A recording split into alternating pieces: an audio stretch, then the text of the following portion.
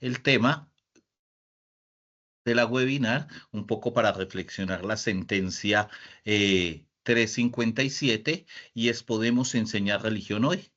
Este tema se ha vuelto en los últimos tiempos muy importante debido precisamente a la sentencia 357. La idea es qué pasa con las clases de religión después de esta sentencia.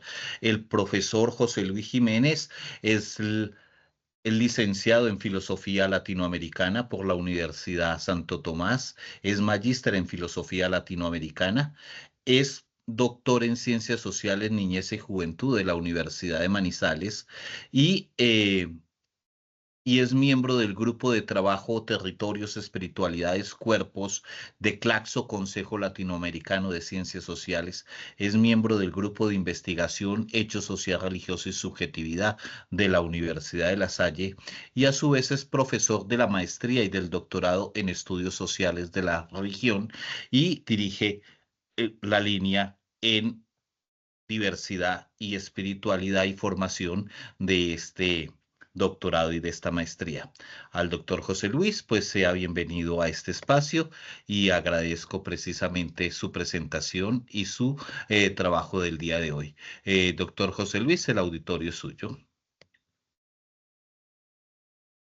Muchísimas gracias al profe Jorge Eliezer por la presentación y también por la construcción de este espacio de clases abiertas, un espacio que pretendemos mantener en el programa, en los programas de maestría y doctorado, donde socializamos, problematizamos, también transmitimos todo este campo, toda esta discusión que venimos desarrollando en torno al hecho social religioso, específicamente desde estos dos programas de maestría y doctorado en estudios sociales de la religión.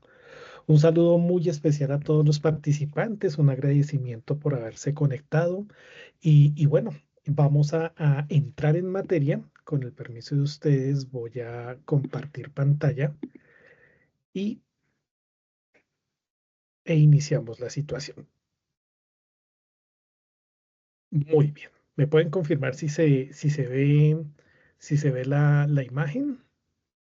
Se está viendo, sí. Perfecto. Entonces vamos a dividir la presentación en tres momentos específicamente. Un primer momento, una aproximación a los estudios estadísticos en torno a la diversidad religiosa que existe en América Latina y en el mundo. Un segundo momento, acercarnos a lo que es este tema del derecho fundamental de la libertad religiosa y teniendo esos dos escenarios, podernos acercar a la sentencia de la Corte Constitucional, que si bien vamos a hacer una presentación estructural de la sentencia de la Corte, también vamos a problematizar algunos elementos que tiene la Corte o que tiene los planteamientos de la Corte Constitucional frente a lo que es el derecho fundamental de la libertad religiosa y frente a lo que es la clase de religión o la enseñanza religiosa escolar. Muy bien, por eso nosotros hemos planteado este escenario: enseñar la religión hoy, la enseñanza religiosa escolar, después de la sentencia T357 de la Corte Constitucional. Muy bien, entonces, acercándonos a este tema, vamos a identificar que en América Latina y en el mundo se han desarrollado diversas investigaciones, diversos estudios de carácter estadístico, donde se pretende hacer un levantamiento de la información frente a la identificación, los procesos de identificación religiosa de la población, de los ciudadanos. Por ahí tenemos en el 95 una de las primeras sistematizaciones de esta información, una encuesta ya realizada por esta empresa Latinobarómetro. Y el último que tenemos nosotros es en 2023, una encuesta realizada por una institución canadiense focalizada en el campo del mercadeo, que es Ipsos, que hace esta encuesta de las creencias religiosas en el mundo a nivel global. Entonces tenemos la de Chile, tenemos la de Francia, pero en términos colombianos tenemos dos estudios recientes, uno que hace la Universidad Nacional de Colombia frente a la diversidad religiosa y otro que hace el Ministerio del Interior y el PNUD frente a la caracterización del sector religioso en Colombia. Junto a estos estudios de carácter estadístico, hay un estudio que hace el Departamento Administrativo Nacional de Estadística, el DANE, Se publica en el 2024, pero es la encuesta de cultura política que viene desarrollando más o menos desde el año 2011. Desde el año 2011, el DANE, cada año que es impar, hace un levantamiento de ciertos temas en torno a la cultura política en el país. ¿Qué es lo que pretende esta encuesta que hace el DANE?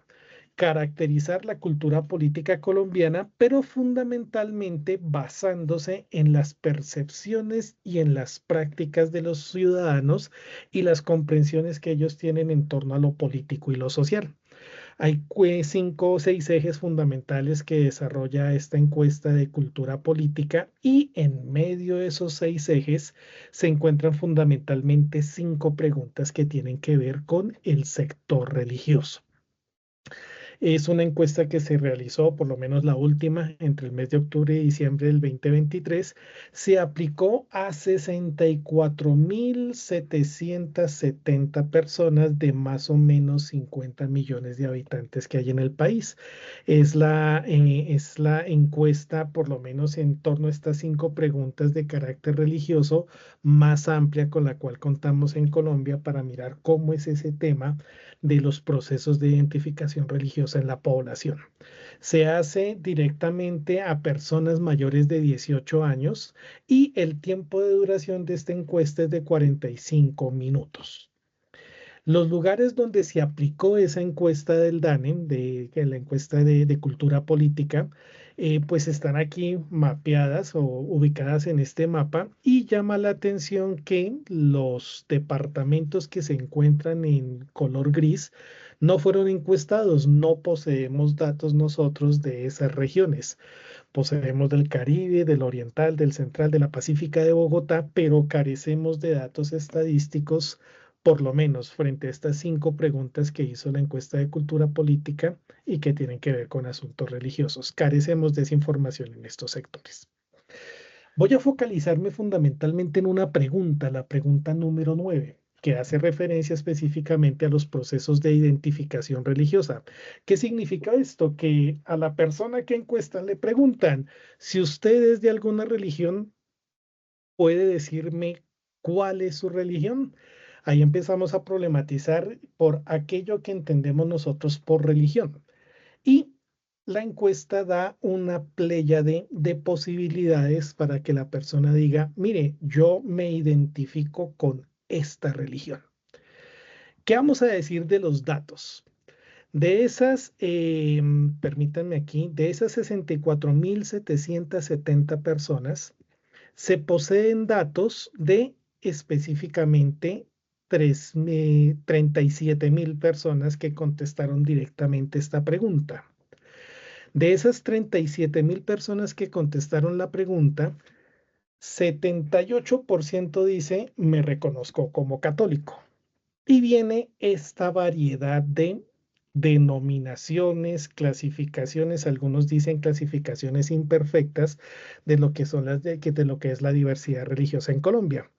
¿Cuántas personas se reconocen como protestantes tradicionales? Calvinistas, anglicanos, metodistas, presbiterianos, 5.58%. ¿Cuántas personas se reconocen como practicantes de una religión oriental no cristiana, del Islam, del budismo, del hinduismo, el 0.34%? La complejidad de esta clasificación es que meten en una misma categoría diversidades religiosas que responden a perspectivas múltiples. Por ejemplo, colocar el Islam, que es una religión monoteísta, y del libro al lado del hinduismo, que es una religión politeísta, que no necesariamente tiene que ver con libros sagrados, sino con expresiones o sistematizaciones que hacen determinados líderes espirituales. Entonces es compleja esa clasificación de meter 2 religiones tan distintas en una misma categoría, pero es lo que nos plantea el DANE.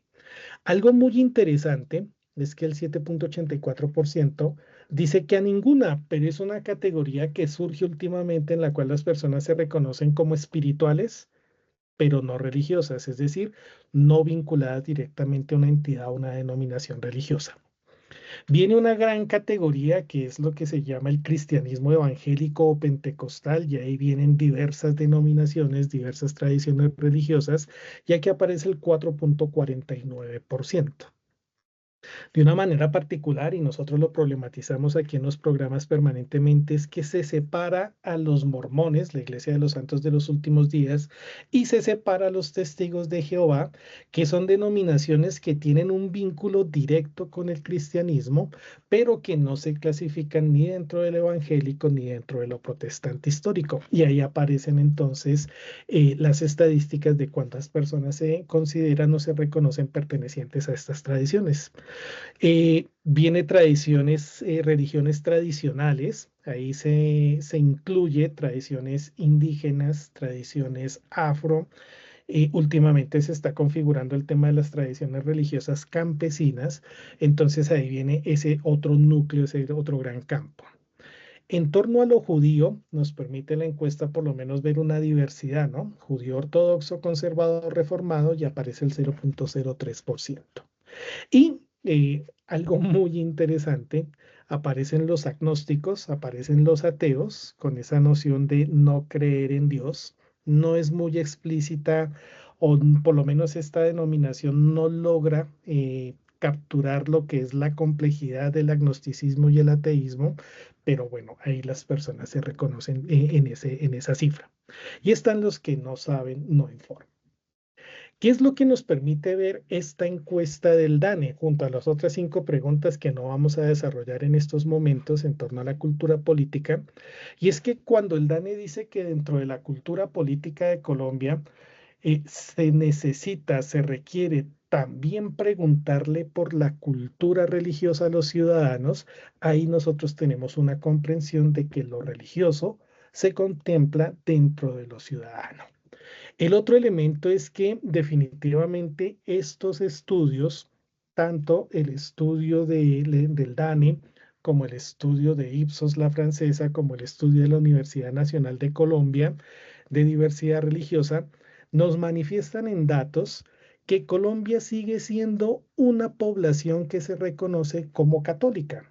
Y en ese orden de ideas podríamos decir que aún en Colombia, la gente se sigue reconociendo como vinculada a la Iglesia Católica, a la confesión católica.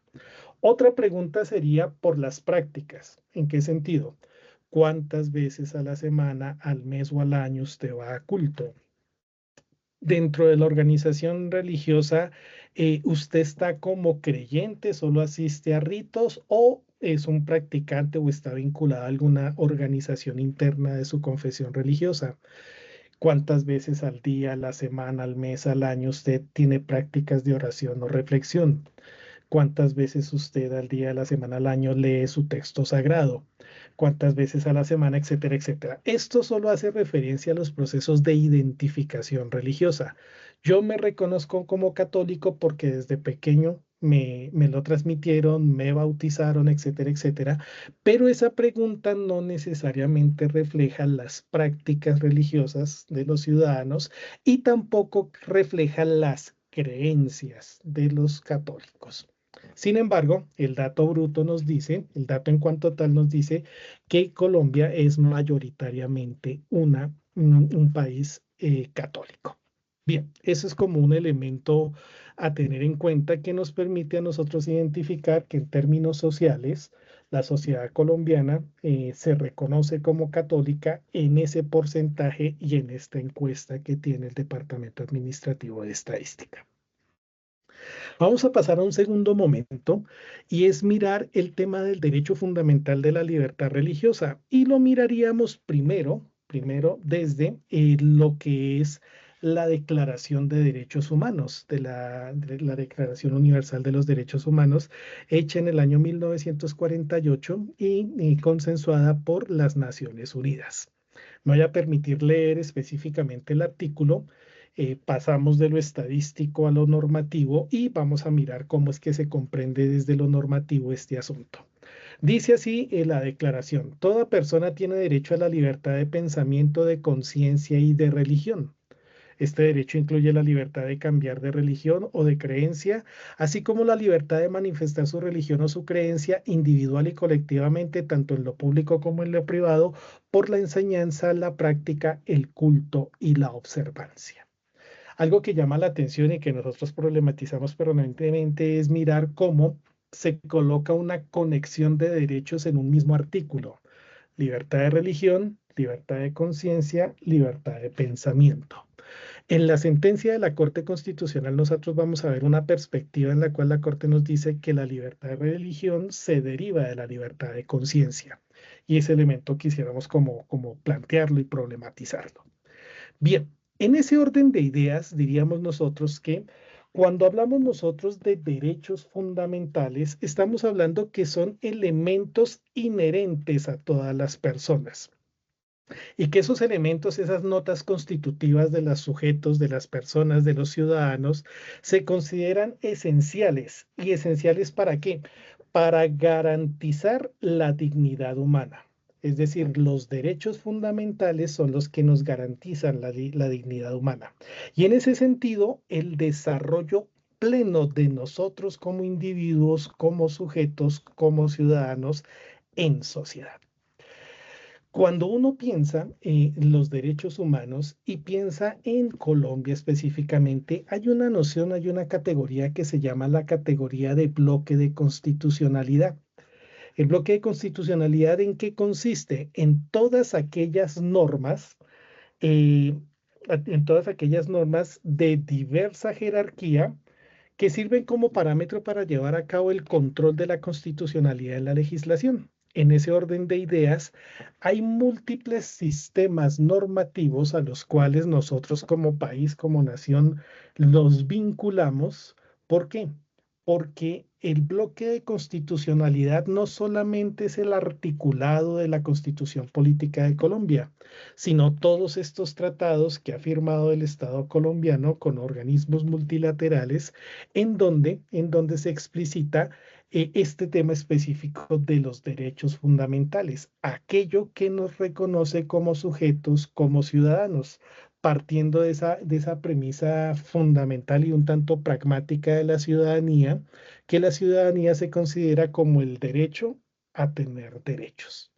Entonces, junto a este derecho internacional y estos sistemas de protección de los derechos humanos que ha firmado Colombia y que está dentro del bloque de constitucionalidad, se le suma también la Constitución, las leyes orgánicas, las leyes estatutarias, que para el caso que hoy nos corresponde tenemos dos leyes que entran en la dinámica de la enseñanza religiosa escolar. Por un lado, entonces tenemos la ley 133, que es la ley del derecho a la libertad religiosa y de cultos, y la ley 115, que es la ley fundamentalmente general de educación. En ese orden de ideas, todo esto es el bloque de constitucionalidad y debemos tenernos nosotros en cuenta. ¿Para qué? Para poder dar alguna opinión, alguna caracterización, alguna crítica o algún planteamiento frente a la sentencia de la Corte Constitucional. Ya entrando en materia y hablando específicamente de nuestra Constitución, estamos diciendo que en el artículo 19 se establece el derecho a la libertad religiosa, pero de una manera particular en Colombia la Constitución no habla de libertad religiosa, sino de libertad de cultos. Entonces se dice que se garantiza la libertad de cultos.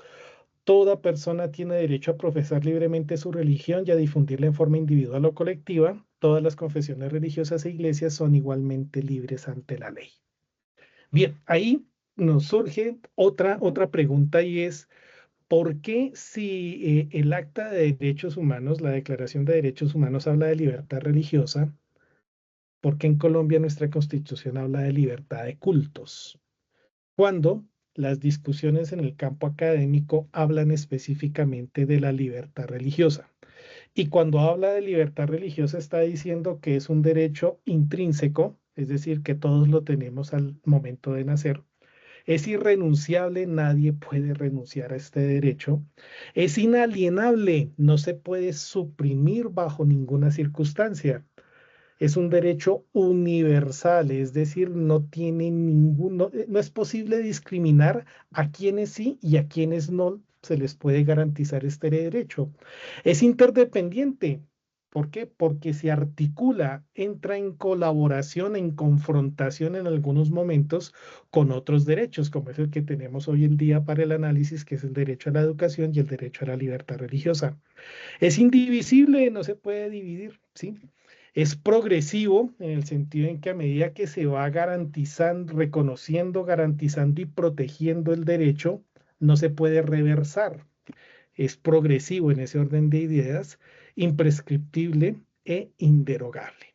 Es decir, el derecho a la libertad religiosa tiene todas esas 10 dimensiones, que eran las que veíamos en este cuadro de los derechos fundamentales. Pero junto a eso, junto a esas características como derecho fundamental, el derecho a la libertad religiosa tiene unas dimensiones. ¿Y cuáles son las dimensiones de este derecho?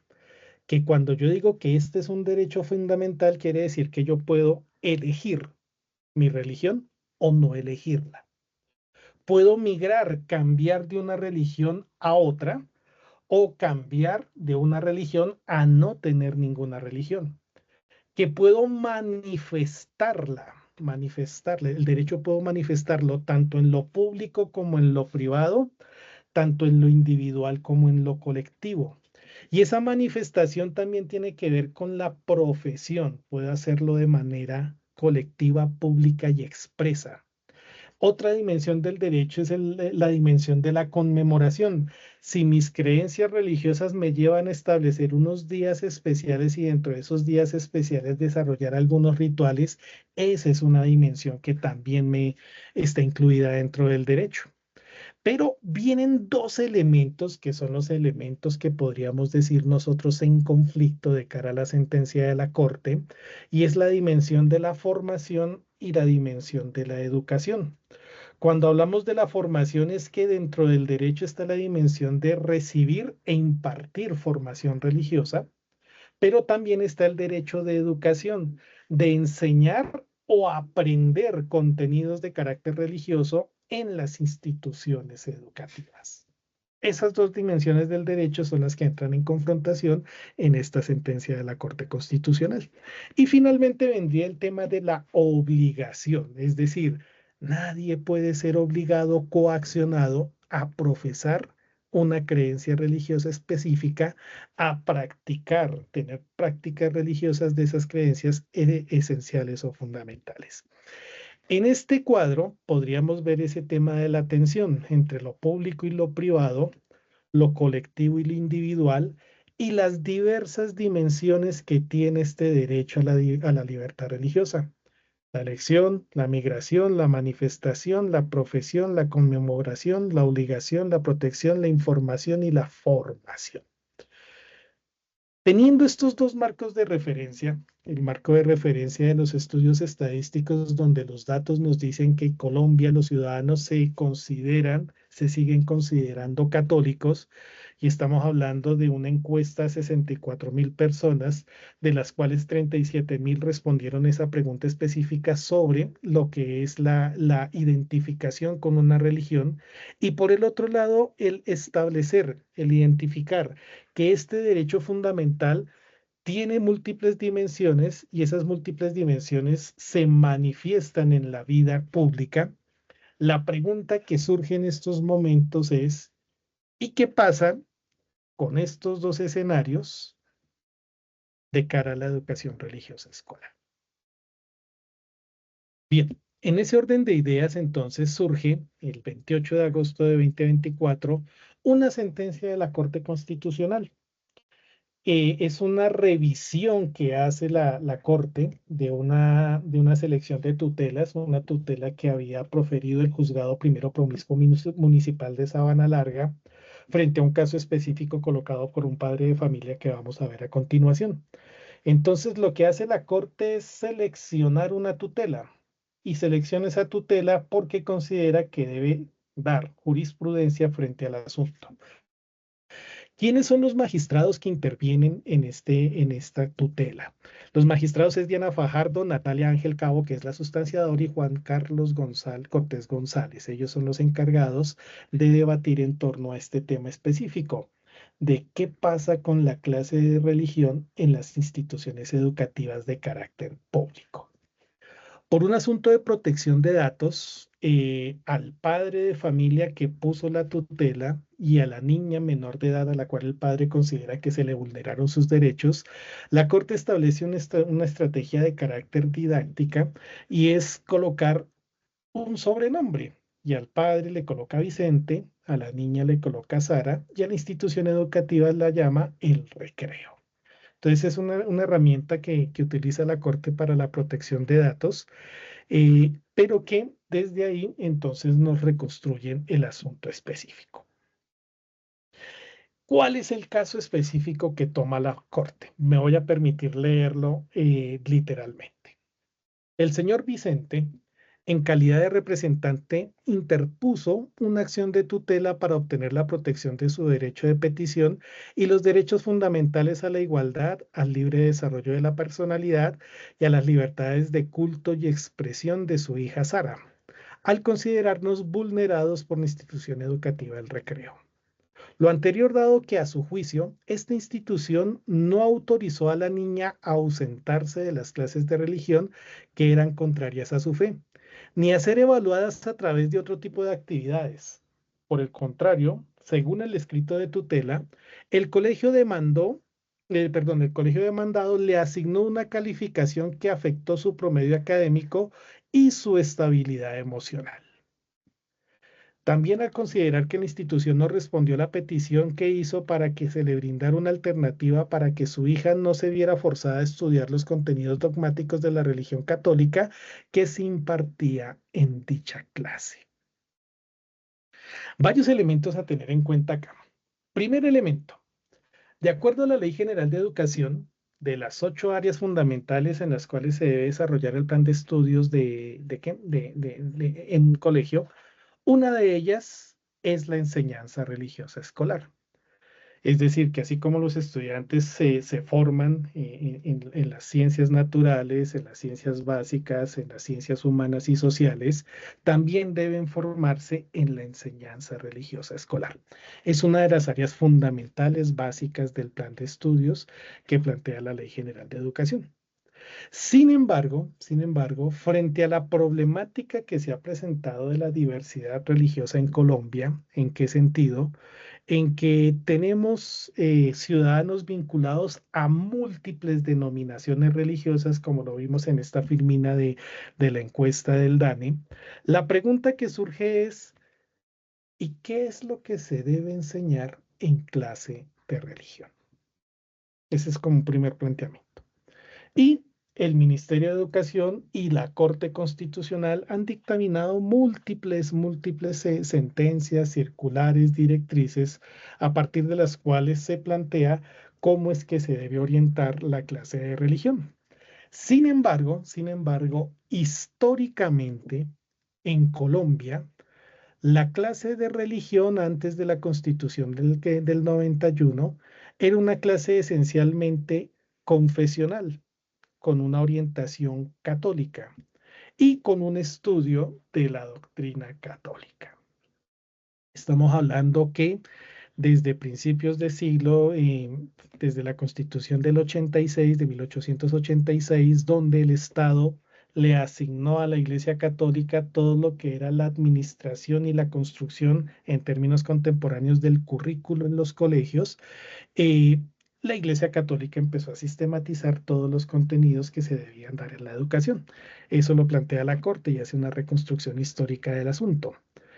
La pregunta que surge es, si bien esa tradición se había establecido históricamente en Colombia, después de la Constitución del 91, teniendo en cuenta la diversidad religiosa que tiene Colombia, y sabiendo que el área de religión es un área fundamental, un núcleo básico para formar a los estudiantes, la pregunta que surge es, ¿y cuáles son los temas, problemas, casos de estudio, categorías analíticas que se deben indagar, investigar, estudiar en la clase de religión?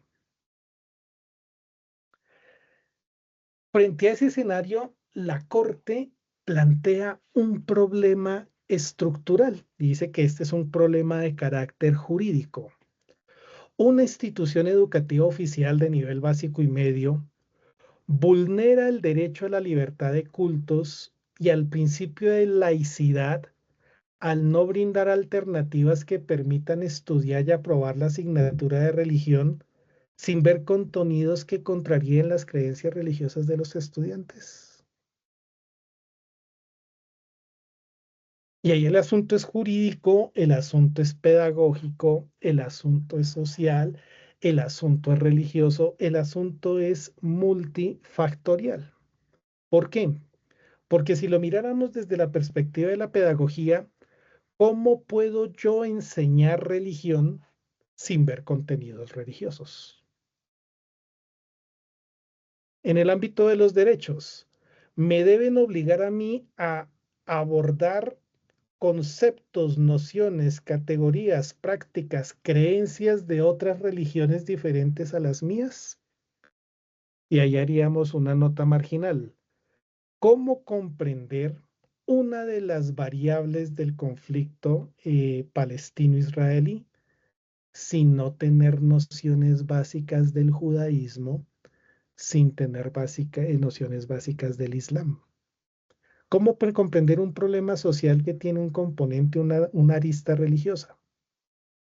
No más en la categoría de la Palestina tradicional, la Palestina prometida, la tierra prometida, tanto a judíos como a musulmanes. ¿Cómo entender un conflicto social de esa categoría sin tener nociones religiosas? Y trayéndolo a la pregunta de la Corte Constitucional, si en la clase de religión no abordamos contenidos de carácter religioso, ¿qué es lo que se va a estudiar en la clase de religión? Claro, hay una premisa. No es una clase de religión católica. Es una clase del hecho social religioso. Y ahí entonces empezaríamos nosotros a plantear unas distinciones que son importantes de establecer. Una, para no caer en confusiones, para no caer en contradicciones, debemos establecer dos categorías que van aliadas al derecho. Una cosa es la formación religiosa y otra cosa es la educación religiosa, que son dos dimensiones esenciales del derecho fundamental. Cuando hablamos de la formación religiosa, si quisiéramos nosotros colocar esas categorías de jurisdicción y competencia, la jurisdicción es de las familias y la competencia es de las familias, es decir, es a las familias y a las entidades religiosas las que les corresponde el proceso de la formación religiosa, mientras que es a las instituciones educativas las que les corresponde la categoría de educación religiosa, pero si somos más precisos en el lenguaje, de la enseñanza religiosa. ¿Por qué? Porque mientras la formación tiene que ver con el desarrollo de la fe y la espiritualidad, la educación tiene que ver con la transmisión, socialización, problematización de conocimientos de carácter religioso. Es decir, a la clase de religión no le corresponde en los colegios el desarrollo de la fe y la espiritualidad. Le corresponde transmitir, socializar y problematizar contenidos de carácter religioso. Si quisiéramos hacer un paralelo, mientras a la formación religiosa le interesa el desarrollo de la fe en torno a la comprensión del sentido de lo sagrado, la enseñanza religiosa escolar problematizaría el tema de lo sagrado y lo profano, cómo en el mundo social lo sagrado y lo profano se configura, cuáles son las características, los elementos, las dinámicas sociales que llevan a una comunidad específica a hacer esa diferenciación entre lo sagrado y lo profano. Ese le correspondería a la enseñanza religiosa escolar. Mientras que a la formación religiosa, a las familias, a las entidades religiosas, les correspondería la profundización en torno al fundamento de la fe. Les correspondería la inmersión en torno a la tradición espiritual y religiosa específica de su confesión. Le correspondería el vínculo de la comunidad con el creyente.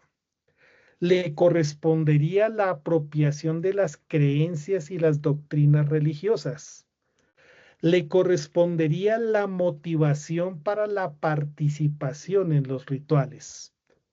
Le correspondería fundamentalmente la interiorización de principios y valores. Por otro lado, a la enseñanza religiosa que le correspondería el estudio, más bien la conceptualización de lo religioso, la religión, la religiosidad, la espiritualidad. Esta mañana discutíamos con los compañeros, con Gina y con Jorge, de la dimensión religiosa en términos de lo social, pero también la dimensión religiosa en términos de lo individual. ¿Qué quiere decir eso? Que nosotros no se concentraríamos en la enseñanza religiosa escolar a la caracterización de posturas esencialistas, funcionalistas, interaccionistas, ¿de qué? De las religiones. Nos correspondería una aproximación a la historia de las religiones. Nos correspondería un reconocimiento de los textos sagrados y el identificar nuevamente cómo en las comunidades determinados textos se convierten en sagrados. Dejan de ser poesía para pasar a ser poesía sagrada. Dejan de ser narrativa para pasar a ser narrativa sagrada. Y entonces nos correspondería en la enseñanza religiosa escolar dar ciertas nociones frente a los Vedas en el hinduismo, la Torá en el judaísmo, las sutras en el budismo, la Biblia en el cristianismo, el Corán en el islam. Porque partimos de una premisa y es, si la religión es una dimensión social y la religión es una dimensión individual de los seres humanos, ¿cómo no vamos a abordar una conceptualización y una educación frente a ese contenido religioso para poder comprender problemas como los que se están presentando en Colombia frente a un ejemplo específico en el Meta, la presencia de una comunidad cristiana menonita y el conflicto que hay ahí en términos de tierras, en términos de usos de recursos naturales, en términos de autonomía y autodeterminación de la comunidad religiosa al interior de su territorio? ¿Cómo comprender ese fenómeno del plantamiento de comunidades menonitas en Colombia y en toda América Latina sin tener nociones, comprensiones que nos permitan identificar a qué sistemas de creencias y prácticas responden las comunidades menonitas? Si la religión es una dimensión social e individual de los seres humanos, ¿cómo no estudiarlo? Ahora el punto es, ¿y cómo hacerlo sin ver contenidos religiosos que contraríen las creencias? Cuando uno se devuelve nuevamente a la perspectiva de eh, la corte plantea ciertas problemáticas que el padre de familia Vicente vio contra su hija Sara en la vulneración de derechos que realizó la institución educativa. Dice la Corte que en la perspectiva del papá de Vicente se desconoció el alcance de la libertad de cultos y el deber de neutralidad religiosa que tiene la institución educativa oficial, que debe tener una institución educativa oficial. La Corte también reseña que el padre plantea que se ignoró que la menor de edad fuera evaluada a través de trabajos escritos sin tener que asistir a clases de religión, sin tener que asistir a clases. Y finalmente plantea la Corte que el padre dice que se cuestionó a la menor de edad y pues se cuestionó que ella profesara la misma fe de sus padres y por esa vía se desconoció el deber de velar el respeto y la garantía de los derechos de su hija. Es decir, en la comprensión del padre, al obligarle a su hija a ver contenidos de carácter religioso católico, desconocieron sus derechos de libertad de culto. Y si bien siempre planteamos nosotros que las sentencias proferidas por la Corte Constitucional y por todas las cortes del Estado son de estricto cumplimiento, nosotros desde la perspectiva de los programas nos hacemos diversas preguntas. ¿En qué sentido? En que no cuestionamos la legalidad de la sentencia de la Corte. Desde ningún punto de vista nosotros cuestionaríamos esa legalidad. Es decir, la sentencia de la Corte se comunica y se cumple. Pero, también nos planteamos otros escenarios desde el mundo académico. Entonces, un primer elemento que nosotros nos planteamos es eh, el hecho de que la Corte haya dictaminado y haya dado sentencia, eso no implica que el problema social haya desaparecido. Claro, la Corte dice taxativamente, queda totalmente prohibido a toda institución educativa hacer proselitismo religioso. Listo, eso es claro. La pregunta que uno se haría es si por estar estudiando las prácticas del Islam, las creencias del judaísmo, las tradiciones ancestrales indígenas, estamos haciendo proselitismo. La Corte dice taxativamente, las instituciones educativas oficiales tienen prohibido, lo dice taxativamente, promocionar una religión en particular. Y volvemos a hacer la pregunta, por estar enseñando, estudiando, investigando, problematizando contenidos de carácter religioso, estamos promocionando, haciendo proselitismo específico de una religión. ¿Qué es lo que nos dice la Corte? Para resolver estos problemas jurídicos, la sala se pronunciará sobre el alcance del derecho a la libertad de cultos y el principio de laicidad en el marco de los colegios oficiales de educación básica y media, para, por último, abordar el estudio de caso concreto con base en las consideraciones generales. Es decir, el caso de Vicente y Sara le permite a la Corte dar alcance, pronunciarse sobre el alcance del derecho de libertad religiosa y de culto, sobre todo porque este derecho entra en conexión con el derecho a la educación. Es decir, tenemos dos leyes estatutarias, la de educación y la de libertad religiosa. Tenemos dos ministerios encargados de garantizar, reconocer y proteger esos derechos, el de Interior y el Ministerio de Educación, y esas dos instituciones y esos dos derechos entran en confrontación en la clase de religión. ¿Se puede estudiar y aprobar la asignatura de religión sin ver contenidos que contraríen las creencias religiosas de los estudiantes? Entonces nosotros empezamos a mirar y nos hacemos la pregunta, ¿qué condiciones de posibilidad tiene el área de enseñanza religiosa escolar, la clase de religión, en las instituciones educativas públicas? ¿Qué se puede y qué no se puede hacer de cara a la sentencia de la Corte? La pregunta que más nos problematiza a nosotros ¿es posible estudiar religión sin ver contenidos religiosos? Ya tenemos nosotros escenarios complejos en Colombia. ¿En qué sentido?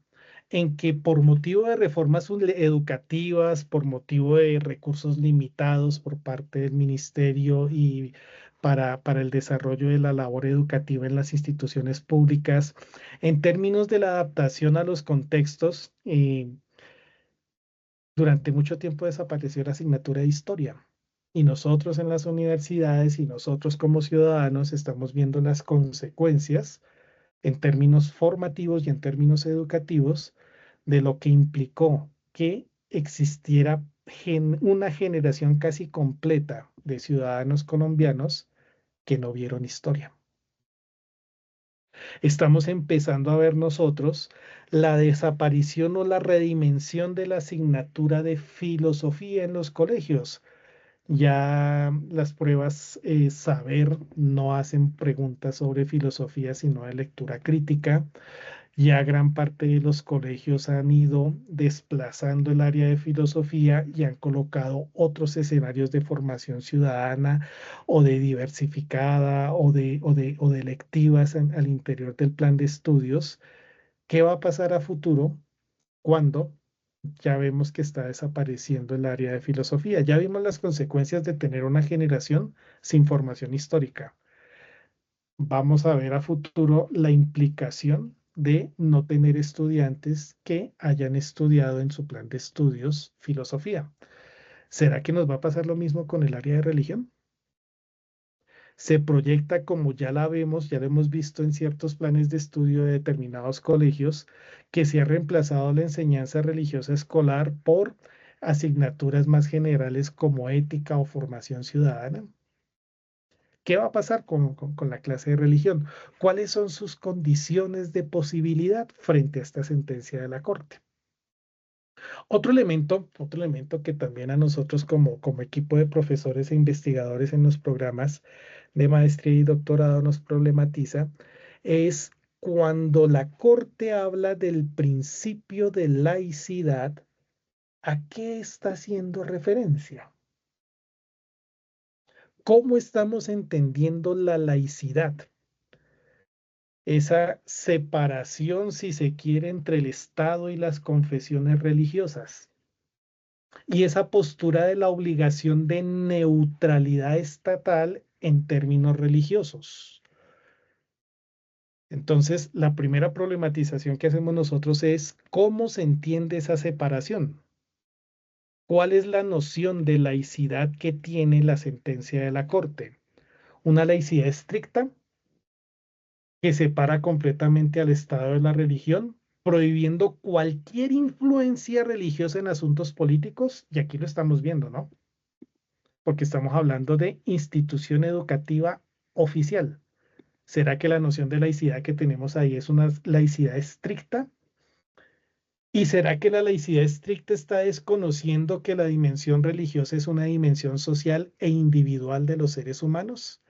Y en ese orden de ideas, la laicidad estaría vulnerando el derecho por separar radicalmente al Estado de las confesiones y prohibir cualquier influencia religiosa. Porque la sentencia de la Corte lo dice explícitamente, ¿no? Vuelvo y lo repito. Las instituciones educativas oficiales tienen prohibido promocionar una religión en particular. ¿O será que la laicidad que plantea la Corte Constitucional en la sentencia es una laicidad positiva? ¿En qué sentido? En que reconoce la importancia de la religión, permite cierta interacción entre la religión y el Estado, pero mantiene su separación.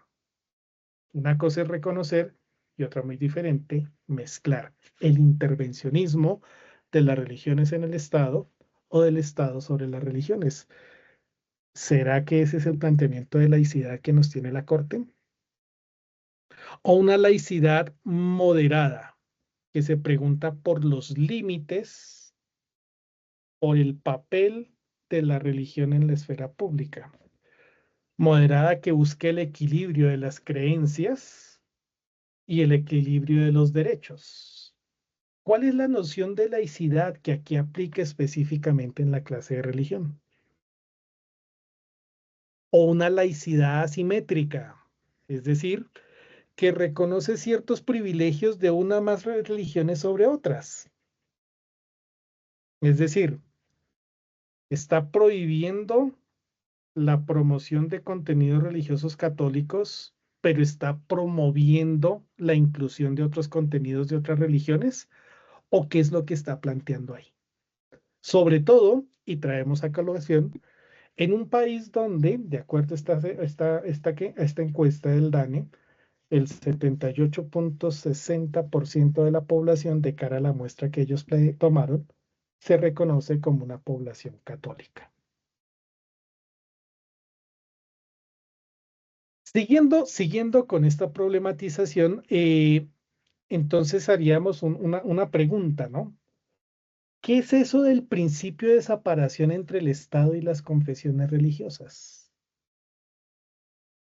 ¿Será que dentro de la sentencia como lo manifieste y de pronto da a entender la Corte, ya el asunto religioso no es considerado un asunto de interés público. Pero si no es un asunto de interés público porque es un derecho fundamental que tiene una ley estatutaria.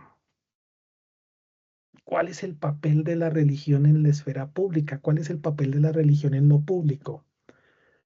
¿Cuál es el lugar, el papel de la religión en la educación, en el plan de estudios? ¿Qué es lo que debe hacer la clase de religión?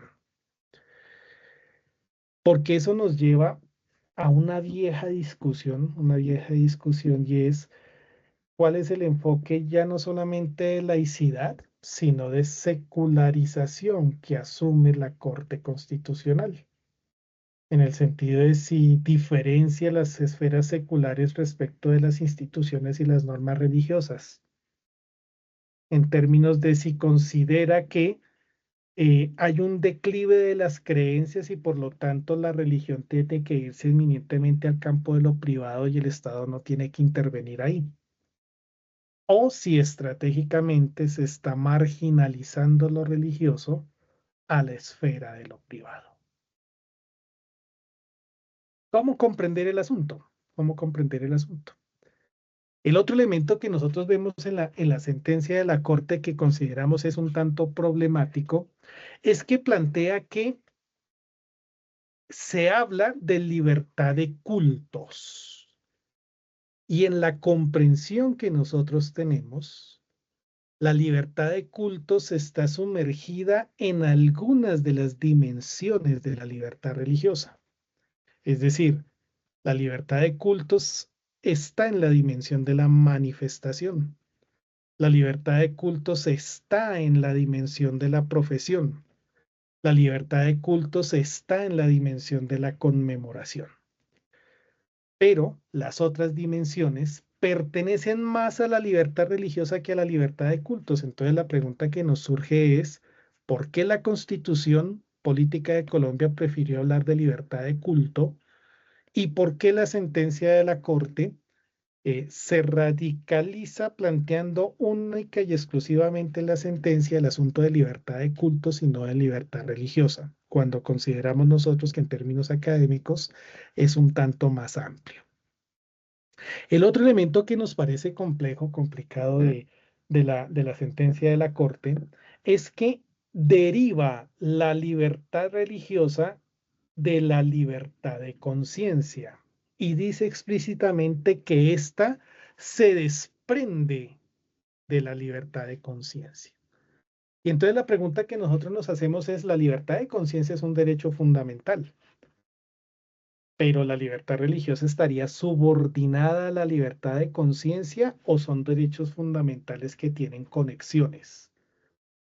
Pero al colocarlo como que se desprende de la libertad de conciencia, bueno, entonces, ¿qué es lo que pasaría? Necesitaríamos nosotros tener más bien una ley estatutaria de libertad de conciencia más que de libertad religiosa. Deberíamos nosotros tener una clase de enseñanza, de enseñanza de la conciencia más que de la enseñanza religiosa escolar.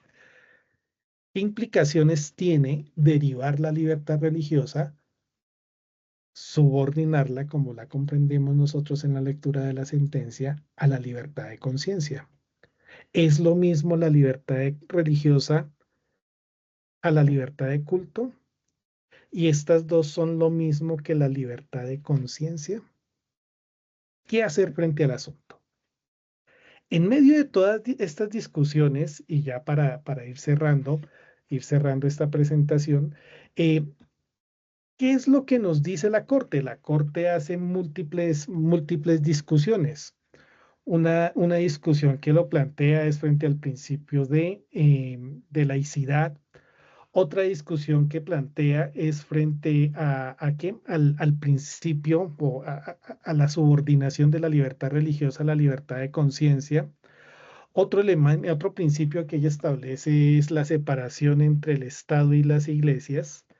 Y en ese orden de ideas, entonces, lo que plantea explícitamente es que en las clases de educación religiosa escolar, el ideal el motivo o el norte, está en ofrecer una formación más de carácter antropológico y sociológico que una formación de carácter doctrinal.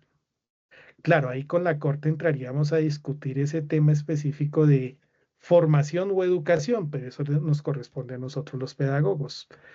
Pero en términos de la perspectiva que ellos nos plantean es, sí, la clase de religión tiene que tener un componente más sociológico, antropológico, que vea este tema de la diversidad religiosa, que vea este tema de las relaciones entre política y religión, que vea estas relaciones entre religión y economía, religión y cultura, religión y ciencia, etcétera, etcétera, más que del estudio doctrinal.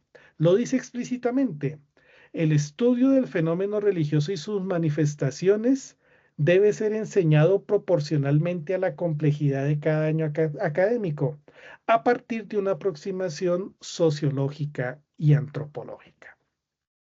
Si esta es la visión de la Corte, en el mundo educativo nos plantea tres niveles de aprehensión, de comprensión que creería yo y creeríamos en las discusiones que hemos hecho con los compañeros, nos permitirían a nosotros establecer lo que sería el currículo de la enseñanza religiosa escolar. Hay un nivel macro, hay un nivel meso y hay un nivel micro. El nivel macro es que nos implica a nosotros como profesores y a los profesores de educación básica y media hacer un reconocimiento del ordenamiento jurídico colombiano, sobre todo en este tema del reconocimiento, la garantía y la protección del derecho a la libertad religiosa. Mirar que dentro de ese derecho fundamental está esas dos dimensiones de la formación y la educación. Tener claro que la formación del desarrollo de la fe le corresponde a la familia y a las entidades religiosas, pero la educación, la enseñanza, le corresponde a las instituciones educativas. Pero también implica que nosotros como profesores discutamos, estudiemos, problematicemos el estatuto epistemológico de la educación religiosa escolar. ¿Cuál es su objeto de estudio? ¿Cuál es su identidad, su pretensión intelectual y académica? ¿Cuáles son sus pedagogías y sus didácticas? ¿Y cuál es el rol y la formación del docente que asume estos espacios académicos? Hay datos estadísticos que se comentan de manera indirecta, pero que nos muestran la problemática. En términos de la formación de los profesores de educación religiosa escolar en Colombia, estamos identificando que en el Ministerio de Educación, el Sistema Nacional de Información de Educación Superior, el SNIES, plantea que hay 6 programas activos de licenciatura en educación religiosa en Colombia.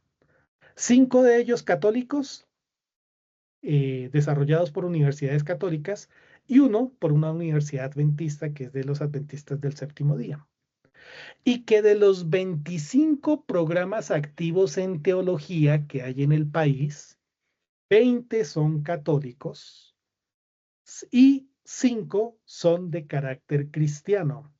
Uno en la Universidad Adventista, otro en la Universidad Unibautista, otro en la Universidad Reformada, que es de la Iglesia Presbiteriana, otro que es metodista y otro que es de la Cruzada Cristiana, que es la de la Universidad Unisiemens. Es decir, las personas que se forman en el campo religioso mayoritariamente se están formando en instituciones educativas de educación superior católicas. Eso implica que las instituciones de educación superior deben repensarse sus planes de estudio y repensando su propuesta formativa, su propuesta curricular, deben brindar elementos sociológicos y antropológicos para aquellos que estudian estos programas puedan desarrollar otras visiones, otras comprensiones del sector religioso que no sean necesariamente doctrinales.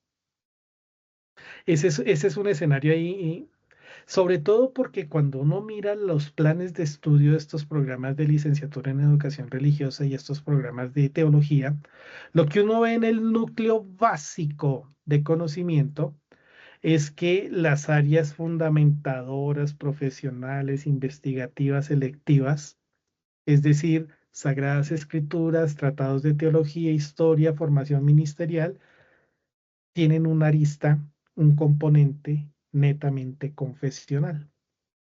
Esto implica que a partir de la sentencia de la Corte Constitucional, las instituciones de educación superior deben repensarse los planes de estudio de formación en el pregrado y en el posgrado.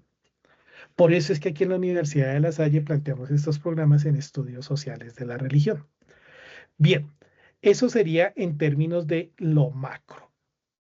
En términos de lo meso, los retos que nos plantea la sentencia de la Corte, esto implica que los proyectos educativos institucionales de los colegios eh, deben pensar cómo incluir este tema de la libertad religiosa, cómo la libertad religiosa se manifiesta en su misión, visión, valores, objetivos, enfoque pedagógico, currículo y evaluación, porque es un asunto transversal, no solamente es un asunto de la asignatura, e implica el reto de hacer un diagnóstico del análisis de la realidad educativa del colegio. Es decir, en ese vínculo colegio-barrio, ¿cuáles son las confesiones religiosas que rodean al colegio? ¿Cuáles son los templos que están ahí? ¿Cuál es la identificación religiosa que tienen los estudiantes y los padres de familia? Sobre todo porque en el campo religioso nosotros hemos identificado que muchas veces las familias profesan la misma religión, pero en otras ocasiones hay unos que pertenecen a una confesión religiosa y otros a otra. Hay unos que pertenecen y otros que no pertenecen. Entonces, en esas dinámicas internas familiares que ya no son homogéneas, necesitamos nosotros hacer ese diagnóstico. Claro, eso implica mayor trabajo para los profesores. Sobre todo porque dar una clase de religión sin plantearnos la pregunta de cuál es el panorama actual de la diversidad religiosa de la institución educativa, nos llevaría a nosotros a tener imprecisiones o plantear un programa netamente generalizante que aplica en cualquier lugar, bajo la premisa de que no quiero un proceso disciplinario, bajo la premisa de que no quiero una tutela, bajo la premisa de que no quiero tener problemas con los padres de familia, entonces lo hacemos de carácter generalista y un tanto superficial.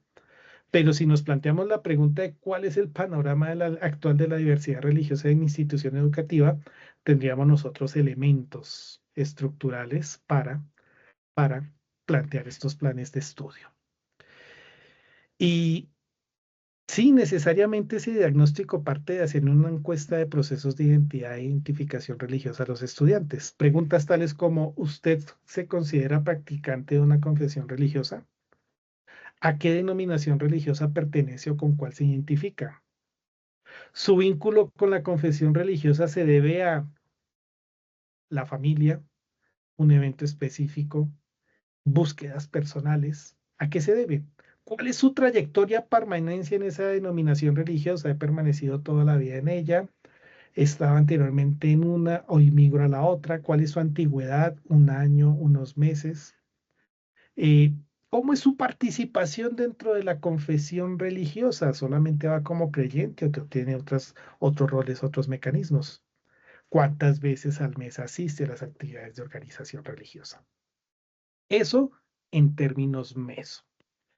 Y vendría en términos micro, que en términos micro creo que la circular 21 del 14 de junio de 2023 emitida por el Ministerio de Educación brinda muchas pistas, sobre todo frente a esta pregunta de cómo construir un currículo de educación religiosa escolar para educación básica y media en instituciones públicas. Algo que venimos nosotros con Jorge y con Gina problematizando los profes de los programas es cuáles son los resultados de aprendizaje de esta asignatura, cuáles sus ejes temáticos, problemáticos, problematizadores. ¿Cómo son los procesos de enseñanza-aprendizaje? ¿Cuáles son los procesos de didáctica? ¿Cómo se evalúa? ¿Cómo se evalúa? ¿Qué mediaciones pedagógicas, qué recursos educativos requerimos? Bien, y ya la circular específica del ministerio, pues da pistas muy específicas de cuáles serían como los ejes transversales de este espacio académico. Muy bien, mis estimados y estimadas, esa sería en principio como esa presentación de carácter general de la sentencia de la Corte Constitucional en esta perspectiva de la enseñar religión hoy, la enseñanza religiosa escolar después de la sentencia T357. Profesor Bueno, Jorgito, profesor José Luis, muchas gracias por esta muy enriquecedora presentación de todo lo que compone esta sentencia. Veo una mano alzada. Vamos a tener unos breves minutos de comentarios y de preguntas para que pronto sea muy breve. Hay unos comentarios en el chat que podrías ir leyendo, profesor José Luis, para mirar si de pronto quieres decir algo. Y veo una mano alzada del señor Jaime Arango. Tienes la palabra, Jaime. Buenas noches. Gracias por invitarme a participar de esta charla directamente porque yo soy docente de una institución educativa oficial desde el área de educación religiosa y participo de la red de educación religiosa de la ciudad de Medellín, en MOVA. Entonces, me parece muy importante lo que se ha tocado y de alguna manera pues no desconozco todo lo que José Luis ha dicho y ha hablado sobre los alcances, sobre las posibilidades que marcan como esta sentencia. Sin embargo, yo me atrevería a decir varias cosas. Uno, pienso que es más de carácter estructural por el mismo desconocimiento de todos los ámbitos eh, como de la gobernabilidad y de las directrices que podría dar, por ejemplo, la Secretaría de Educación, el Ministerio de Educación sobre el área de educación religiosa, porque no ha dado los parámetros, por ejemplo. De por sí, los parámetros lo ha dado una confesión religiosa que, por ejemplo, son los estándares de educación religiosa. ¿Y qué es lo que me he dado cuenta durante todo este tiempo de eso? Primero, eh, el área se convierte en un área de relleno. O sea, se le asigna a un docente para poder cubrir con toda la carga académica que debería cumplir en sus horarios. Entonces, ahí hay un problema, grande. ¿Por qué? Porque eso da a entender varias cosas. Uno, el desconocimiento que tiene en la formación los docentes desde las licenciaturas, especialmente, por ejemplo, en la parte de la licenciatura en primaria, y de qué echan mano los docentes. De eso que hace parte del fuero de las iglesias, que es la catequesis, por ejemplo, o de la formación propia de las iglesias. Y lo otro, no se desconocen, por ejemplo, a profundidad la intencionalidad que tienen los estándares. Yo pienso que una de la función del docente de educación religiosa es enriquecer eh, desde los estándares toda esa concepción de la idea de educación religiosa. O sea, yo, por ejemplo, eh, es muy importante lo que plantea, por ejemplo, por decir así, la conferencia episcopal, sí, pero yo no me puedo quedar ahí. Yo tengo que hablar de la libertad religiosa, tengo que abrir a las concepciones, a las diferentes concepciones religiosas. ¿Y cómo lo abro? Y desde la experiencia significativa. Y la experiencia significativa está el ser humano, por ejemplo, en el área en secundaria, el ser humano, la familia, la comunidad, el compromiso moral, los diferentes proyectos de vida y la construcción de una nueva sociedad. Si yo tengo claro eso, entonces claro, yo tengo la oportunidad de, inclusive desde lo que decía José Luis ahorita, podría darse la clase de religión desde la antropología. Sí, podría, tiene que abordar esos elementos, tiene que abordar desde el punto de vista de la ciencia, de la religión, tiene que abordar desde la filosofía, tiene que abordar desde la transversalidad de los conocimientos y tiene que abordar desde la línea del tiempo. También es verdad lo que decía José Luis.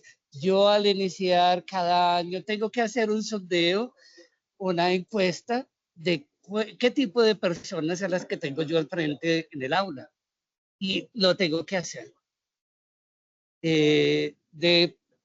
Obligatoriamente lo tengo que hacer para poder saber. Sin embargo, también es muy importante que desde los derechos humanos yo tenga que respetar las creencias de los diferentes estudiantes que están ahí y del contexto familiar en cual están los estudiantes, sin tener que violentar las creencias y, y herir susceptibilidades. Yo no puedo hacer eso, ¿cierto? Pienso que una de las cosas que es muy importante es, se evidencia específicamente que no hay formación adecuada desde el ministerio, no hay una capacitación desde el ministerio en el quehacer del docente de educación religiosa. Dos, muchos docentes, como se les asigna el área, no tienen la formación adecuada para servir esta área. Dos, no hay las directrices desde el ministerio hacia qué punto quiere el ministerio que se hable sobre ese asunto de la laicidad. Muy bien.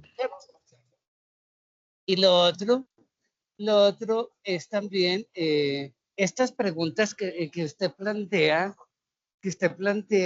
que son muy importantes sobre los elementos religiosos. Yo pienso que es muy importante no desconocerlos, porque es que no se puede convertir el área de educación religiosa en una lectura crítica, ni tampoco en contenidos que tengan que ver con otras áreas y desdibujar el área como tal, ¿cierto? Yo, por ejemplo, Vamos cerrando un poco, Jaime, el comentario. sí. Para si hay alguna pregunta concreta, porque pues hay más participantes y también hay otros momentos que queremos plantear. Bueno, listo. Entonces, yo pienso que, en conclusión, pienso que de alguna manera no hay la suficiente formación de los docentes. Muy bueno, nosotros en nuestra red de educación religiosa, inclusive pertenece un joven docente del área adventista, que fue el que ocupó el primer lugar en el último concurso en el área de educación religiosa, y pienso que la idea es enriquecer desde la transversalidad y desde las diferentes creencias, desde los diferentes credos religiosos, esos estándares, y poder elaborar un documento que pueda dar cuenta de todas las creencias religiosas. Yo soy muy abierta a las creencias religiosas y creo que desde ahí es que se puede abordar y crear unas situaciones que puedan ser agradables y de conocimiento para los estudiantes. Yo, por ejemplo, en el área, en décimo, concreto eso, voy a concretar en eso. Pongo el trabajo de investigación todas las creencias religiosas que existen. Y todos ellos. En este momento estoy en las exposiciones de todo el trabajo de investigación que tienen desde febrero hasta aquí. Bueno, me despido. Muchas José gracias, Luis, Jaime. muchas gracias. Gracias por su aporte. Jorge, ¿cierto? Es Jorge. Jorge, muchas gracias por la invitación. En ese Bueno, sentido, y Jaime, creo que es muy importante. muchas gracias. No sé si hay Jaime. alguien más o no veo más manos alzadas. No sé si quieres hacer un cierre de tu comentario, profesor José Luis. A ver, John Jairo tiene la mano alzada. Le vamos a pedir también que sea muy sintético en lo que pregunta o en lo que comenta para poder continuar. John Jairo tiene la palabra. Sí, muy buenas noches, profe. A ustedes muchísimas gracias. Me llegó la invitación y aproveché porque estaba en otro también y apenas terminé ya me conecté acá. Pero voy a ser breve, profe. Lo que está hablando el compañero Jaime, pero además lo que ustedes han planteado, lo poco que pude escuchar, es que, de hecho, yo estoy ubicado en Buenaventura y tenemos compañeros que están del área y decía el compañero, están de relleno. Tenemos compañeros que ni siquiera saben que las competencias que trabajan en el área son de la Episcopal de Colombia. Entonces sí sería interesante poder, ojalá que no se quede ahí, esta conversa no se quede allí, sino que empiece a circular y que realmente el ministerio plantee alternativas, porque tenemos, por ejemplo, o sea, personas que profesan diferentes religiones, pero a todos le obligan a aprender el Padre Nuestro. Todos tienen que pararse. Y yo le digo a los compañeros, no necesariamente yo soy del área sociales, cada persona le puede dar gracias a Dios dependiendo como ellos consideren. No necesariamente yo tengo que pararme porque el otro dijo que párese.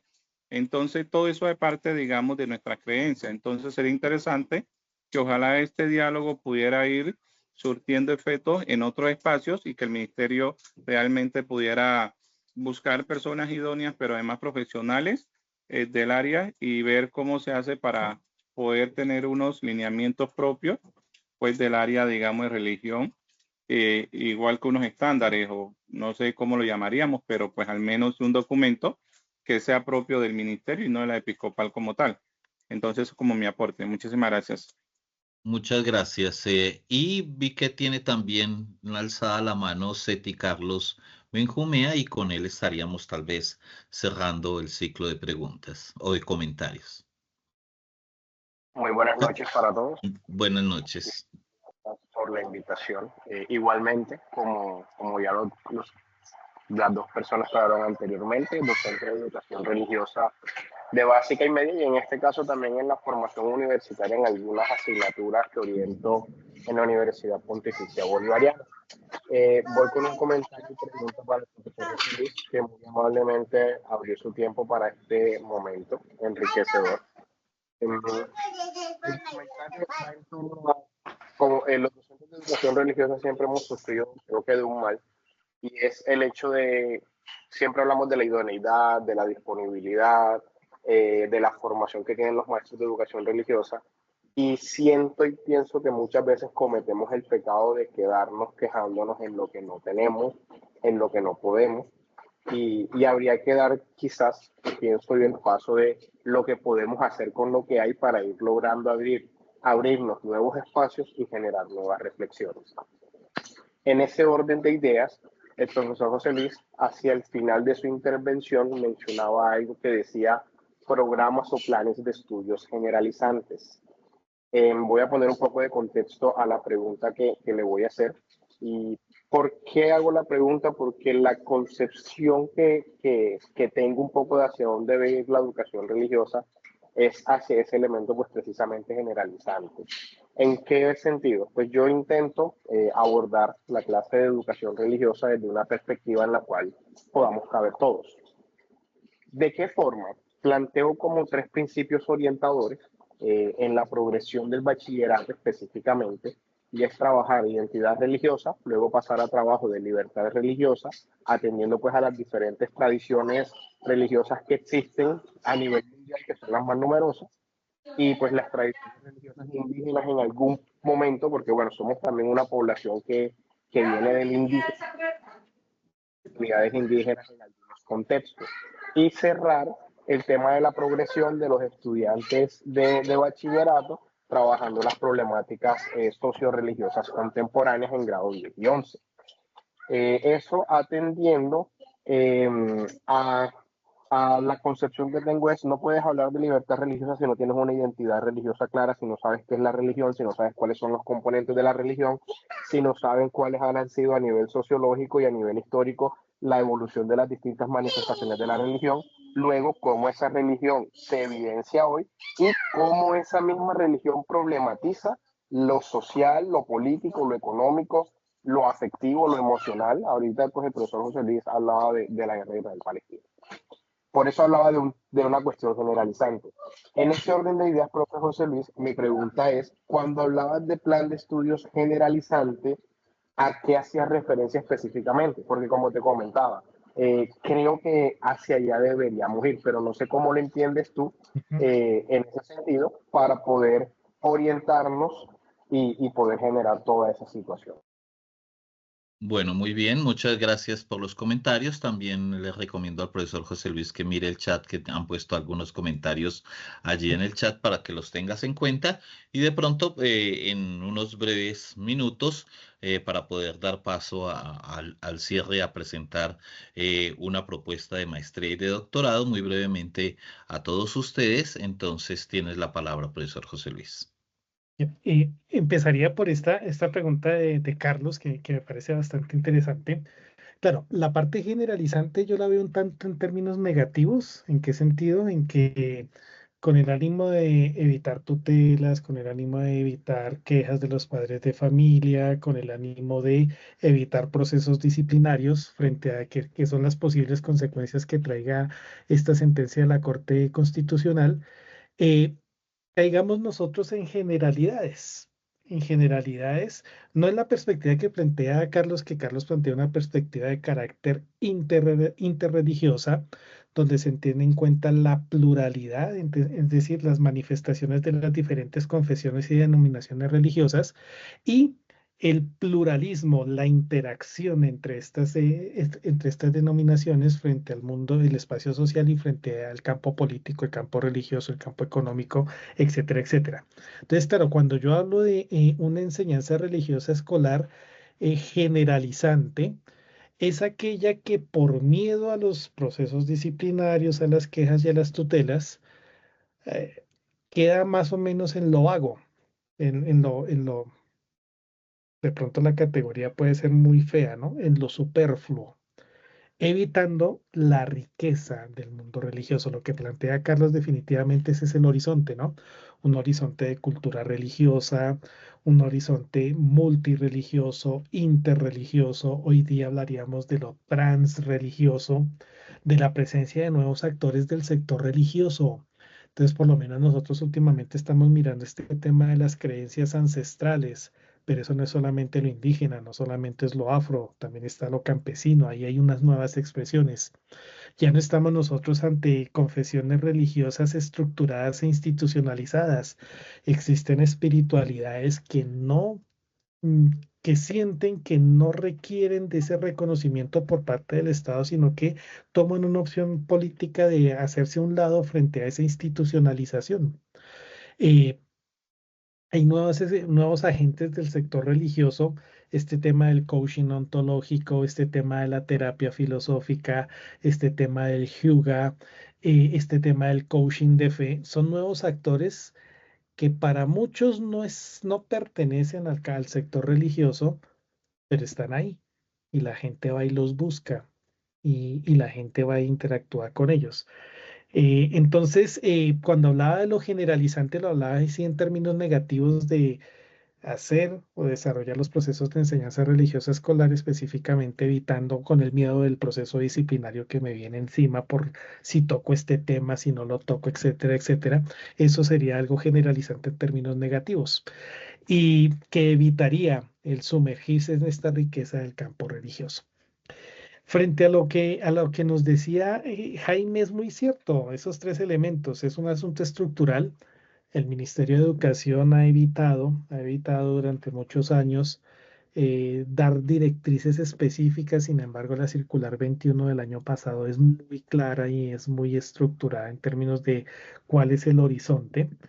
El tema de las necesidades del servicio en el cual a los profes nos llenan la carga laboral con horas de religión, eso sí es un problema que las investigaciones de todos estos programas, estos 27 programas a nivel nacional de teología y enseñanza religiosa lo manifiestan. Sí, definitivamente ese es un problema y bueno, ¿cómo solucionarlo? Habría que mirar el asunto porque la necesidad del servicio desborda cualquier política que se establezca. Yo diría dos cosas a tener en cuenta. Tres. Eh, Existe la Red Nacional de Educación Religiosa, de programas de licenciatura de educación religiosa, y ellos vienen funcionando de una manera estructurada, se están reuniendo ya cada 4 veces al año, están desarrollando un simposio a nivel anual, creo que es anual o bianual, en la cual traen invitados nacionales, internacionales, los mismos profes participan y debaten este tema de la enseñanza religiosa escolar. Yo creo que esos escenarios de las redes son importantes para discutir y tener claridades sobre el asunto. Por el otro lado, desde el 2018 existe una mesa institucional para el análisis de la conexidad entre el derecho a la educación y la libertad religiosa. Esta mañana estudiábamos ese asunto y planteábamos con Jenny y con Jorge, bueno, ¿qué hacer ahí? Nadie conoce que esa mesa existe. En estos momentos no tenemos claro quiénes son los integrantes de esa mesa. Está creada por decreto. La misión específica de esta mesa es mirar esa conexidad entre educación y libertad religiosa. Y esa mesa no se ha manifestado frente a la sentencia de la Corte Constitucional. ¿Qué pasa ahí? ¿Qué pasa ahí? Hay que retomar ese escenario de participación. Y esta mañana con Jorge y con Gina hacíamos un estudio y unas recomendaciones al Ministerio del Interior frente a este decreto que va a salir del Sistema Nacional de Libertad Religiosa de Culto y de Conciencia. Ahí hay elementos esenciales sobre todos los escenarios de participación, que el Comité Nacional, que la Mesa Nacional, que las mesas, los subcomités, que las mesas específicas, que las redes, ahí hay una red académica para para la protección, reconocimiento, garantía y protección de la libertad religiosa.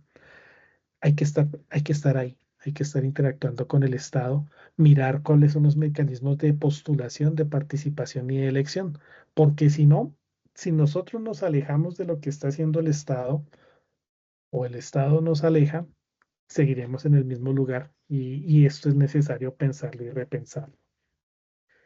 Y el último, este comentario de Nubia, con esto terminaría. Nubia nos plantea que hay una sentencia que habla de la naturaleza y pluralidad del Estado, donde el pluralismo religioso es uno de los principios fundamentales. Sí, es un asunto muy técnico. La Constitución en su articulado no plantea que Colombia es un Estado laico. Son las interpretaciones de la jurisprudencia de la sentencia constitucional que plantea que Colombia es un Estado laico. Pero también dice que no desconoce ni esa confesional ni rechaza el tema específico de la libertad religiosa.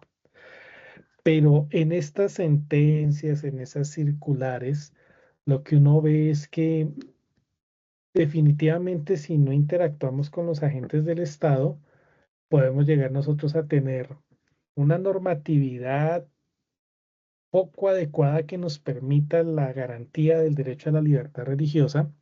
Es decir, si nosotros no discutimos este nuevo sistema de libertad religiosa, el Sinalebrec, si no lo apropiamos, si no participamos en él, eh, nos estamos marginalizando, nos estamos marginalizando. Y es importante que nosotros desde los mecanismos de participación ciudadana, no solamente desde el voto, sino desde los otros mecanismos de participación ciudadana, estemos movilizando como ciudadanos colombianos este tema de la libertad religiosa, que es un tema muy espinoso y claro, hay que reconocer que el catolicismo en Colombia, desde la Constitución del 86 hacia acá, Ha sacado libros, programas de formación, estándares curriculares, planes de estudio para educación básica y media, pero es momento que se escuchen otras voces, plurales, diversas, interreligiosas, interconfesionales, que nos permitan a nosotros formarnos en esta dimensión social e individual de la libertad religiosa. Muchísimas gracias, profesor Jorgito. La palabra es suya. Bueno, espero que se pueda estar viendo. Les voy a pedir que nos regalen solo unos pocos minutos más para presentarles con placer precisamente estos programas de maestría y de doctorado en estudios sociales de la religión. Como acaban ustedes de escuchar al profesor José Luis en esta cátedra o en esta cátedra abierta de estudios sociales, pues esta es una iniciativa que tiene la Universidad de La Salle, concretamente de su Escuela de Humanidades y Estudios Sociales y del Departamento de Formación Lasallista, donde queremos proponerle estos programas que ya vienen, ya llevan más de un año y medio en producción de estudiantes. Estamos en la tercera corte, estamos acompañando precisamente una reflexión intermultitransdisciplinar alrededor de los estudios y del hecho social religioso como tal, abordados desde las disciplinas, desde la antropología, desde la filosofía, desde la sociología, pero desde un carácter, digamos así, de convergencia crítica, como ustedes lo acaban de escuchar. Un poco esta maestría, este doctorado lo hemos llamado en estudios sociales de la religión porque nos damos cuenta de que el hecho religioso es un hecho social y que de alguna manera, independientemente de nuestras creencias, está allí configurando nuestras formas de vivir precisamente en nuestra sociedad. Les proponemos esta maestría y este doctorado en estudios sociales que se integran. Tú puedes entrar por la maestría y seguir por el doctorado y en un espacio más o menos de un desarrollo de más o menos 3 años y medio, un poco menos, un poco más, podrían ustedes articular maestría y doctorado en este proceso.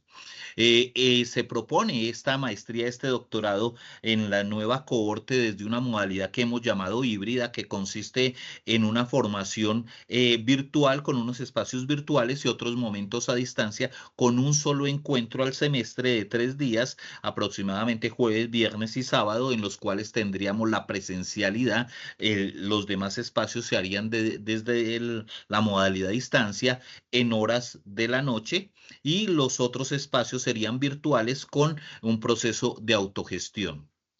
La idea allí es que maestría y doctorado se integran en unos espacios fundamentales donde pensar precisamente el campo de los estudios sociales es pensar esta relación entre lo que ya planteó de una manera muy clara y brillante el profesor José Luis, esa relación entre lo religioso, la religión y la religiosidad, pero también desde las espiritualidades y las creencias, porque vemos precisamente que es en esta significación del hecho humano donde nos podemos integrar precisamente. El áreas o las áreas de formación están dadas en espacios de fundamentación, espacios profesionales, una práctica investigativa y una formación en electivas y un espacio propio de la universidad que se da a lo largo de todos los procesos, tanto de pregrados como de maestrías y doctorados, que es un espacio de formación lasallista que fundamentalmente es un espacio de formación de humanismo y ciencia, una reflexión amplia y generosa, diversa y allí. Esto es básicamente de una manera muy rápida la malla que estaría contenida para el proceso de maestría, donde ustedes pueden darse cuenta hay un espacio, un área de fundamentación que para la maestría estaría compuesto de los espacios de epistemología de los estudios sociales. Allí precisamente debatimos el hecho social religioso desde diferentes lecturas sociológicas, antropológicas, filosóficas. Hay un debate sobre el hecho social religioso como un segundo espacio, algo que llamaríamos el devenir histórico de las religiones, y para la maestría tenemos un espacio que se llamaría teologías políticas. En la maestría tenemos metodologías, seminarios de línea 1 y 2 que posteriormente se integrarían con los espacios de doctorado para que quiera seguir el tránsito de maestría a doctorado, donde una gran parte de la malla, casi más del 60% sería homologado en la malla del doctorado, donde tendríamos espacios de prácticas investigativas que son básicamente el acompañamiento del trabajo de grado. Esta es la malla de doctorado, si ustedes se dan cuenta, tienen los mismos componentes, solamente en el semestre 4 cambia el espacio de teologías políticas por el espacio de la religión en lo público, que sería un espacio eminentemente del doctorado, y tenemos unas prácticas investigativas de formación que se pueden hacer a nivel local, a nivel nacional y a nivel internacional, pero en este marco de una maestría y un doctorado híbridos que consisten en la virtualidad y la distancia, con un solo encuentro al semestre presencial de 3 días completos.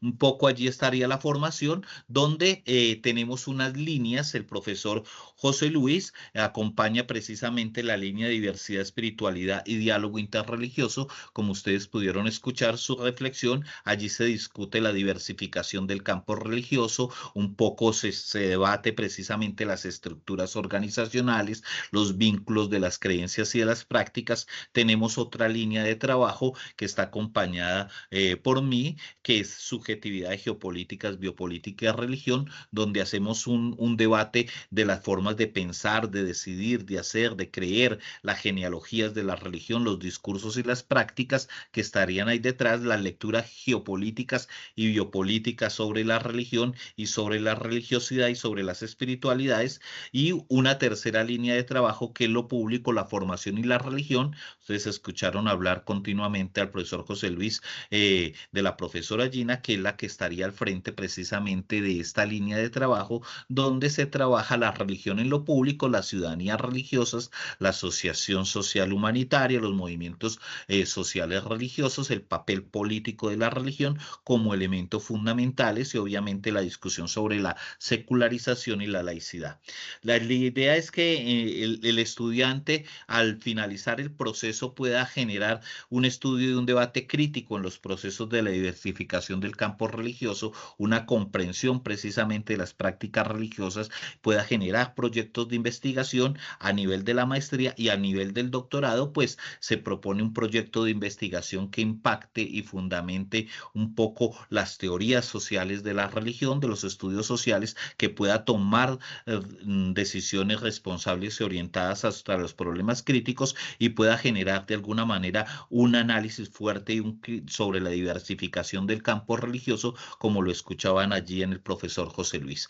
Nuestro grupo de investigación está en este momento en el hecho social religioso. Tenemos una categoría ya en miniciencias, y pertenecemos a una serie de redes que nos acompañan en una serie de instituciones. Estamos en CLACSO, Consejo Latinoamericano de Ciencias Sociales, estamos en las redes cientistas sociales de la religión de América Latina, nos acompañan una serie de instituciones que apoyan desde la docencia estos aspectos, y concretamente pues tenemos la red más grande de educación en el mundo, que es la Red Lasallista de Educación.